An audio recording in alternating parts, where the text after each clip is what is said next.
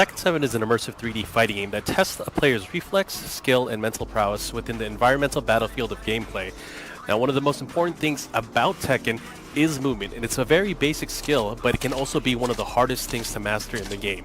Now, you'll notice there's various forms of movement, whether it's just backdashing, sidestepping, sidewalking. You have to use this movement to actually gain an advantage in the match and really prevent your opponent from overwhelming you.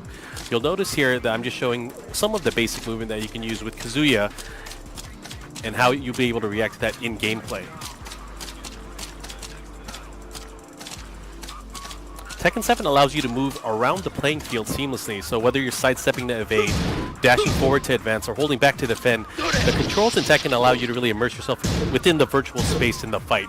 And it's using this movement with the actual moves from your move list that really helps create the flow of the overall fight.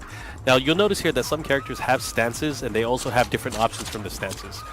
So, certain characters like Hwarang or Xiaoyu will have certain movement stances such as right foot forward, right flamingo, and that really has a different moveset within those stances. But what you have to remember is, once you're in these stances, you don't have access to your natural move list.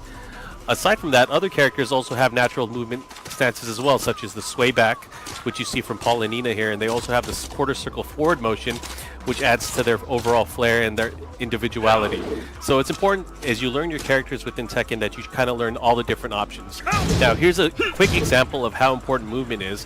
You see this option with Kazuya, this poke string. You're able to sidestep it with Akuma because you know it's not a tracking move. Because of that, you can create an opportunity and land a huge juggle and overwhelm your opponent.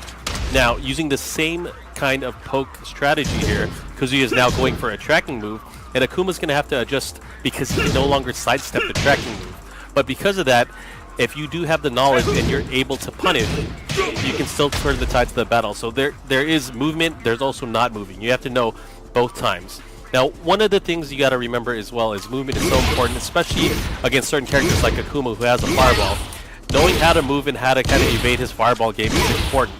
So as you practice Tekken 7, it's important that you learn the basics for every character and learning how to move around the playfield. And we look forward to showing you more of this from the community as Tekken 7 comes out.